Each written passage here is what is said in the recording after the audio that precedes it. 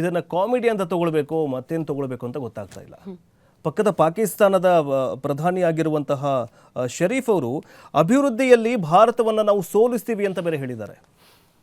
ಅದು ಹೆಂಗೆ ಯಾವ ಇದರಲ್ಲಿ ಹೇಳಿದಾರೋ ಗೊತ್ತಿಲ್ಲ. ಅಲ್ಲ ರೀ, ನಿಮ್ದು ಹೊಟ್ಟೆಗೆ ಹಿಟ್ಟಿಲ್ಲ, ಕುಡಿಯೋಕೆ ನೀರಿಲ್ಲ, ನಿಮ್ಮಲ್ಲಿ ಅದು ಇಸ್ಲಾಮಾಬಾದ್ ಎಂಥದ್ದೊಂದು ರಾಜಧಾನಿ ಇದೆಯಲ್ಲ, ಅಲ್ಲಿ ಕುಡಿಯುವಂತಹ ನೀರು ವಿಷ ಅಷ್ಟೇ ಅಲ್ಲ, ನೀವು ತೆಗೆದುಕೊಳ್ತಾ ಇದ್ದೀರಲ್ಲ ಗಾಳಿ, ಅದು ಕೂಡ ವಿಷ ಆಗಿದೆ. ಅಲ್ಲೇನಂತಂದರೆ ಪಾಕಿಸ್ತಾನದಲ್ಲಿ ಫುಲ್ಲು ಭ್ರಷ್ಟಾಚಾರ. ನೀವು ಎಷ್ಟೇ ನೀವು ಏನೇ ಮಾಡಿದ್ರೂ ಕೂಡ ಭ್ರಷ್ಟಾಚಾರ. ಫಸ್ಟು ಸಾಲದ ಸುಳಿಗಿಂದ ಹೊರಗಡೆ ಬನ್ನಿ. ನೀವೇನು ಭ್ರಷ್ಟಾಚಾರ ಮಾಡಿ ಸಾಲ ಮಾಡಿ ನೀವೇನು ಬೇರೆ ಬೇರೆ ರಾಷ್ಟ್ರಗಳಲ್ಲಿ ಇಟ್ಟಿದ್ರಲ್ಲ ಸಂಪತ್ತನ್ನು, ಅದನ್ನು ತೊಗೊಂಡು ಬನ್ನಿ. ಆಮೇಲೆ ನಮ್ಮ ಭಾರತವನ್ನು ನೀವು ಏನಂತಂದರೆ ಸೋಲಿಸಿ. ಸೊ ಅಭಿವೃದ್ಧಿಯ ಹೆಸರಲ್ಲಿ, ಅಭಿವೃದ್ಧಿಯಲ್ಲಿ ನಾವು ಭಾರತವನ್ನು ಸೋಲಿಸ್ತೀವಿ ಅಂತ ಶರೀಫ್ ಅವರು ಹೇಳಿದ್ದಾರೆ. ಪಾಕ್ ಪ್ರಧಾನಿ ಶಹಬಾಜ್ ಶರೀಫ್ ದಿಟ್ಟ ಹೇಳಿಕೆಯೊಂದನ್ನು ನೀಡಿದ್ದು, ಪಾಕಿಸ್ತಾನವು ಪ್ರಗತಿಯಲ್ಲಿ ಭಾರತವನ್ನು ಮೀರಿಸಿದ್ರೆ ನನ್ನ ಹೆಸರನ್ನು ಚೇಂಜ್ ಮಾಡ್ಕೊಳ್ತೀನಿ ಅಂತ ಹೇಳಿದ್ದಾರೆ. ನಿಮ್ಮ ಹೆಸರನ್ನು ಅಷ್ಟೇ ಅಲ್ಲ, ನಿಮ್ಮ ದೇಶದ ಹೆಸರನ್ನು ಚೇಂಜ್ ಮಾಡ್ಕೊಳ್ಳಿ. ಯಾಕಂತಂದರೆ ಅಲ್ಲಿ ರೂಪಾಯಿ ಬೆಲೆ ಎಷ್ಟಂತಂದರೆ 200ರಿಂದ 300 ರೂಪಾಯಿ ಆಗಿದೆ. ಬೆಲೆ ಏರಿಕೆ ಆಗಿದೆ. ಜನರಿಗೆ ನೀವು ಮಾಡಿದಂತಹ ಭ್ರಷ್ಟಾಚಾರ ಇದೆಯಲ್ಲ, ನವಾಜ್ ಈ ಹಿಂದಿನ ಇಮ್ರಾನ್ ಖಾನ್ ಸರ್ಕಾರ ಆಗಿರಬಹುದು, ನಿಮ್ಮ ಸರ್ಕಾರ ಆಗಿರಬಹುದು, ನೀವೇನು ಭ್ರಷ್ಟಾಚಾರ ಮಾಡಿದಿರಲ್ಲ, ನಿಮ್ಮ ಭ್ರಷ್ಟಾಚಾರತನದಿಂದಾಗಿ ಇವತ್ತು ಪಕ್ಕದ ಪಾಕಿಸ್ತಾನ ದಿವಾಳಿಯಾಗಿದೆ. ಎರಡೂ ಕೂಡ ಸೇಮ್, ಭಾರತ ಮತ್ತು ಪಾಕಿಸ್ತಾನ ಎರಡೂ ಕೂಡ ಸೇಮ್ ಸ್ವಾತಂತ್ರ್ಯವನ್ನು ಪಡೆದುಕೊಳ್ಳುತ್ತೆ, ವಿಭಾಗವಾಗುತ್ತೆ. ಈಗ ನೋಡಿ, ಭಾರತ ಟಾಪ್ ಏನಂತಾರೆ ಪವರ್ಫುಲ್ ರಾಷ್ಟ್ರಗಳ ಪಟ್ಟಿಯಲ್ಲಿ ಭಾರತ ಆಗಿದೆ, ಆದರೆ ಟಾಪ್ ಪೂವರ್ ರಾಷ್ಟ್ರಗಳ ಪಟ್ಟಿಯಲ್ಲಿ ಪಾಕಿಸ್ತಾನ ಆಗಿದೆ. ಇಷ್ಟೇ ಡಿಫ್ರೆನ್ಸು. ಇನ್ನೇನು ನೀವು ನಮ್ಮನ್ನು ಸೋಲಿಸ್ತೀರಾ? ಇನ್ನೇನು ಭಾರತವನ್ನು ಟಚ್ ಮಾಡೋದಕ್ಕಾದರೂ ಆಗುತ್ತಾ? ನೀವು ಮೊದಲೇ ಭಯೋತ್ಪಾದಕ ಇಡೀ ವಿಶ್ವಕ್ಕೆ ಗೊತ್ತಾಗಿದೆ. ನೀವು ಭಯೋತ್ಪಾದಕ ಫ್ಯಾಕ್ಟ್ರಿ, ಭಯೋತ್ಪಾದಕರನ್ನು ಉತ್ಪಾದನೆ ಮಾಡುವಂತಹ ಫ್ಯಾಕ್ಟ್ರಿ ಪಾಕಿಸ್ತಾನ.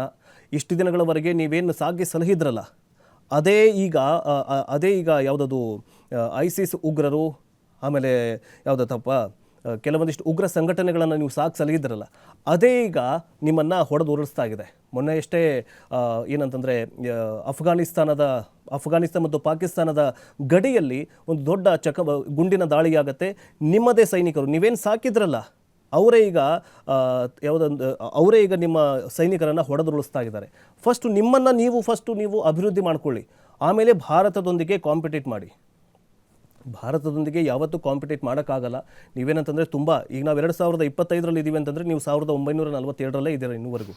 ಇನ್ನೇನು ನೀವು ಅಭಿವೃದ್ಧಿ ಆಗ್ತೀರಾ ಅಂತ ಅಲ್ವಾ ನೀತಿ? ಯಾಕಂತಂದರೆ ಇಲ್ಲಿ ಪೆಟ್ರೋಲ್ ಸಿಗಲ್ಲ.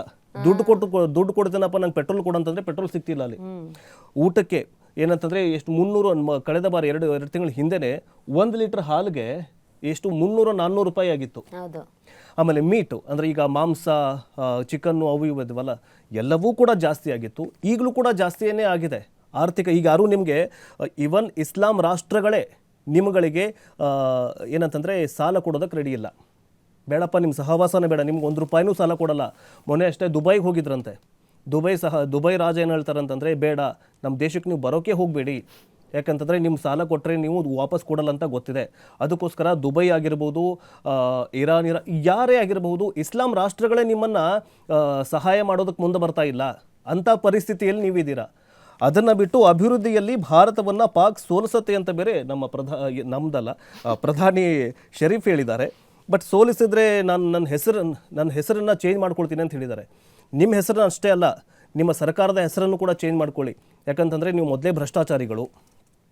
ಪಾಕಿಸ್ತಾನದಲ್ಲಿ ತೋಷಾಖಾನ್ ಅಂತ ಬರುತ್ತೆ, ಅಂದರೆ ಬೇರೆ ಬೇರೆ ರಾಷ್ಟ್ರಗಳಲ್ಲಿ ಏನೇನು ಗಿಫ್ಟ್ಗಳನ್ನು ಕೊಡ್ತಾರಲ್ಲ, ಆ ಗಿಫ್ಟ್ಗಳನ್ನು ಪ್ರಧಾನಿಗಳು ಇಟ್ಕೊಳ್ತಾರೆ. ಬಟ್ ಇಮ್ರಾನ್ ಖಾನ್ ಏನು ಮಾಡ್ತಾರೆ ಅಂತಂದರೆ, ಎಷ್ಟು ಕೋಟ್ಯಾಂತರ ರೂಪಾಯಿ ತೋಷಾಖಾನ್ ಗಿಫ್ಟ್ಗಳು ಬಂದಿತ್ತಲ್ಲ, ಇನ್ನೇನು ರಾಜೀನಾಮೆ ಕೊಡಬೇಕು ಅಷ್ಟೊತ್ತಿಗಾಗಲೇ ಅವುಗಳನ್ನೆಲ್ಲ ಕಡಿಮೆ ದರಕ್ಕೆ ಮಾರಿ ಅವನು ರಾಜೀನಾಮೆ ಕೊಟ್ಟು ಹೋಗ್ಬಿಡ್ತಾನೆ.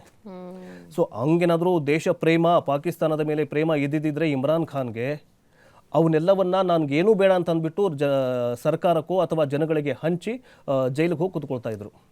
ಅವರು ಭ್ರಷ್ಟಾಚಾರ ಮಾಡಿದ್ದಂತೂ ನಿಜ.